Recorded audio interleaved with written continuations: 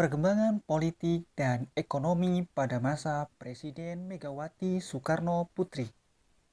Materi Sejarah Indonesia kelas 12. Pada pembahasan kali ini kita akan membahas mengenai pemerintahan Presiden Megawati Soekarno Putri. Pada masa pemerintahannya terjadi suatu perkembangan baik pada sisi politik maupun ekonomi. Maka marilah kita simak bersama pembelajaran pada pembahasan kali ini. Tujuan pembelajaran. Setelah mempelajari uraian materi ini, diharapkan kalian dapat menganalisis perkembangan politik dan ekonomi pada masa pemerintahan Presiden Megawati Soekarno Putri. Megawati Soekarno Putri terpilih menjadi Presiden Indonesia pada tahun 2001 menggantikan Abdurrahman Wahid. Presiden Megawati sebelumnya merupakan wakil presiden dari Abdurrahman Wahid. Setelah lengsernya Presiden Abdurrahman Wahid, maka ia maju sebagai Presiden Indonesia. Presiden Megawati setelah maju sebagai Presiden Indonesia yang kelima, ia kemudian membentuk satu kabinet yang disebut dengan Kabinet Gotong Royong. Kabinet ini memiliki 5 agenda utama, seperti menghapuskan KKN, menyusun langkah untuk menyelamatkan rakyat dari krisis ekonomi, meneruskan pembangunan politik, mempertahankan supremasi hukum, serta menciptakan situasi sosial kultural yang kondusif.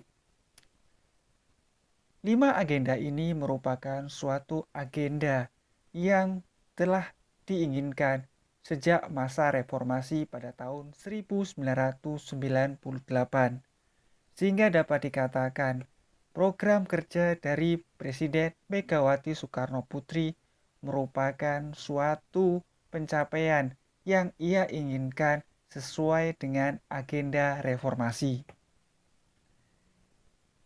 Nah, yang pertama, kita akan membahas mengenai reformasi di bidang hukum dan pemerintahan. Presiden Megawati bersama dengan pemerintahan yang ada di dalam lembaga legislatif ataupun DPR MPR melakukan amandemen atau perubahan Undang-Undang tahun 1945 pada tanggal 10 November tahun 2001.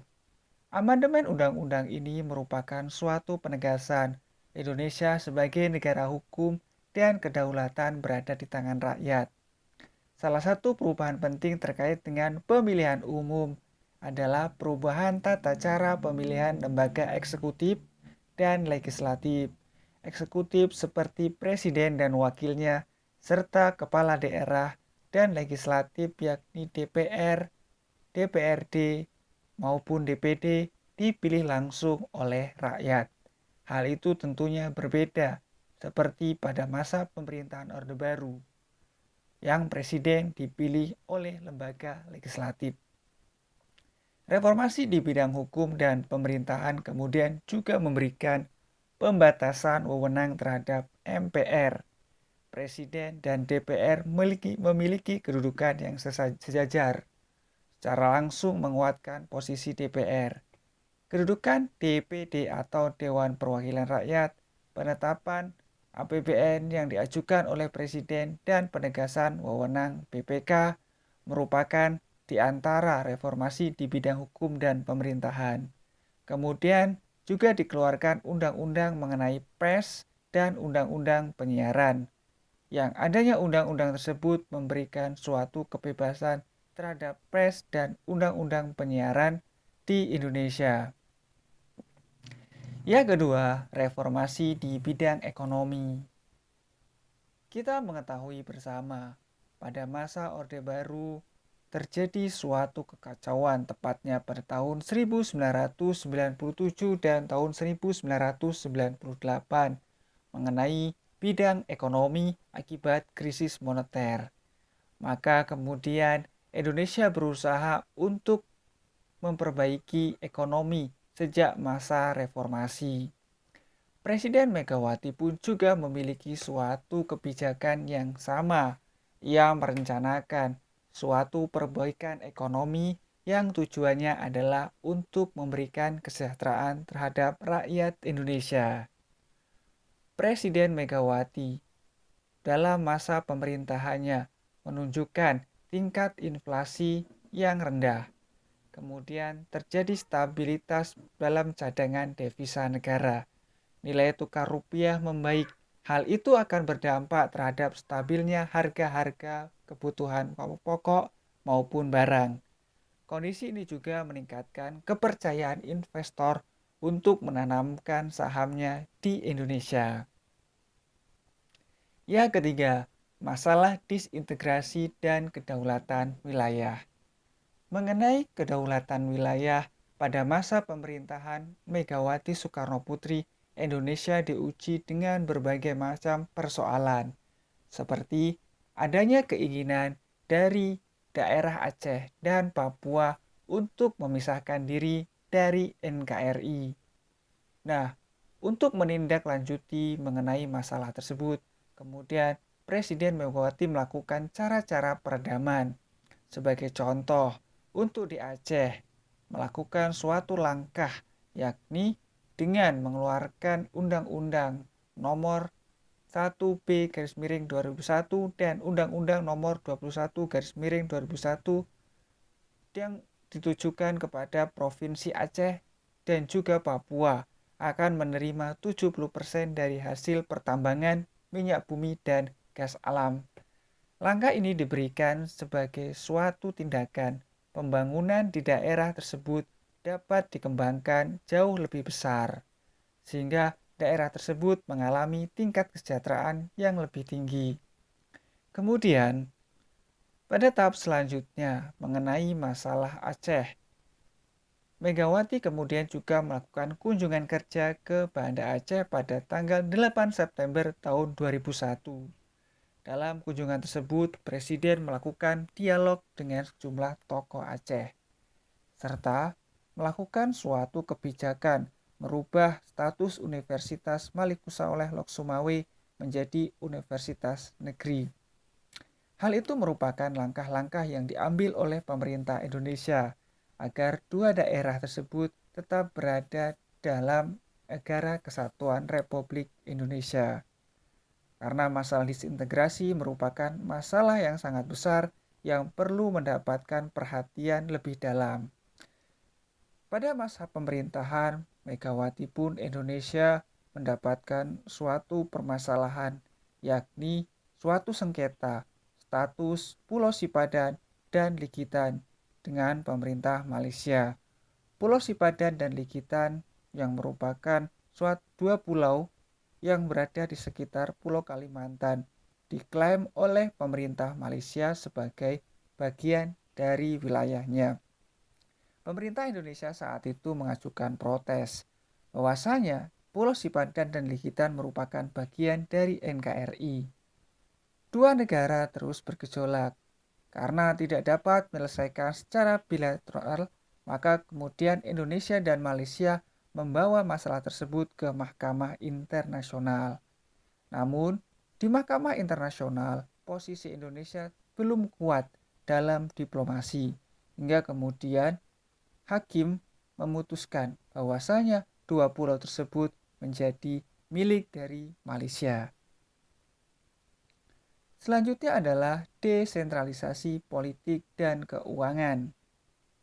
Terkait hubungan pemerintah pusat dan daerah, Presiden Megawati berupaya melanjutkan kebijakan otonomi daerah yang sudah dirintis tahun 1999.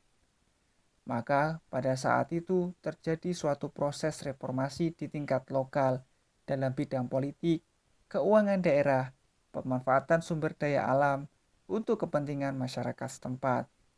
Upaya desentralisasi politik dan keuangan ini sejalan dengan struktur pemerintahan di masa mendatang, di mana masing-masing daerah diberi kewenangan yang lebih besar untuk mengolah hasil sumber daya alam dan potensi yang mereka miliki. Tujuannya agar daerah tersebut dapat berkembang, sehingga berdampak pada tingkat kesejahteraan masyarakat yang berada di daerah tersebut. Kemudian, kebijakan pemberantasan korupsi, kolusi, dan nepotisme atau KKN. KKN merupakan masalah yang sangat kronis yang dialami oleh bangsa Indonesia sejak masa lampau.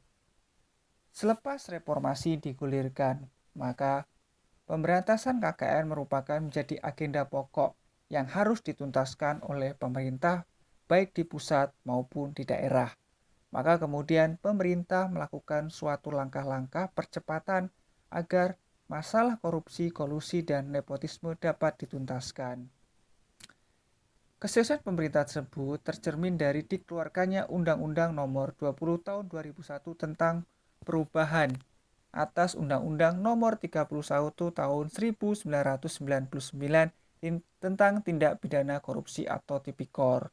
Produk hukum tersebut merupakan produk hukum yang dikeluarkan khusus untuk memerangi korupsi.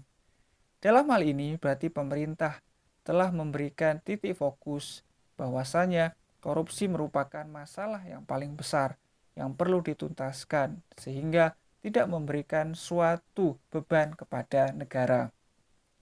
Kemudian pengeluaran produk hukum tentang Tipikor diikuti dengan dikeluarkannya berbagai macam produk lainnya. Salah satunya adalah Undang-Undang Nomor 30 Tahun 2002 tentang pembentukan Komisi Pemberantasan Korupsi atau KPK. Lembaga ini ditunjuk oleh pemerintah untuk menangani baik pencegahan maupun penindakan tindak pidana korupsi. Kemudian, kebijakan pemerintahan Megawati selanjutnya adalah pelaksanaan pemilu tahun 2004. Pemilu 2004 memiliki perbedaan dengan pemilu-pemilu sebelumnya. Bedanya, pada masa pemilu 2004, masyarakat diberikan hak suara untuk memilih wakilnya secara langsung di TPS atau tempat pemungutan suara, baik untuk memilih wakil rakyat yang duduk pada tingkat pusat maupun daerah. Pemilu legislatif atau DPR dan DPRD diselenggarakan pada tanggal 5 April tahun 2004, diikuti oleh 24 partai politik. Adapun 5 partai politik yang memenangi pemilu tahun 2004 yakni Partai Golkar, PDIP, PKB, PPP, dan Partai Demokrat, Partai Keadilan Sejahtera, dan Partai Amanat Nasional. Partai-partai yang memenangi pemilu tersebut kemudian tahap selanjutnya melakukan kontestasi pada pemilihan presiden. Maka sesuai dengan keputusan KPU nomor 36 tahun 2004, berhasil ditetapkan 5 pasangan calon presiden dan wakil presiden. Nomor urut 1 Wiranto dan Salahuddin Wahid, nomor urut 2 Megawati Soekarno Putri dan Ahmad Hasyim Muzadi, nomor urut 3 Amin Rais dan Siswono Yudhoyono, nomor urut 4 Susilo Bambang Yudhoyono dan Muhammad Yusuf Kalla, nomor urut 5 Hamzah Has dan Agung Gumelar. Pada saat pemilu, terjadi suatu hal yang menunjukkan bahwasanya masing-masing calon memiliki kekuatan. Namun, di antara 5 calon tersebut, nantinya ada 2 calon yang berhasil lolos ke tahap selanjutnya. 2 calon tersebut adalah Susilo Bambang Yudhoyono dan Muhammad Yusuf Kalla, serta Megawati Soekarno Putri dan Ahmad Hasyim Muzadi. 2 pasangan presiden dan wakil presiden ini kemudian maju ke dalam pemilu putaran kedua yang diselenggarakan pada tanggal 20 September tahun 2004, yang kemudian hasilnya terpilih adalah Susilo Bambang Yudhoyono dan Muhammad Yusuf Kalla sebagai presiden dan wakil presiden Indonesia.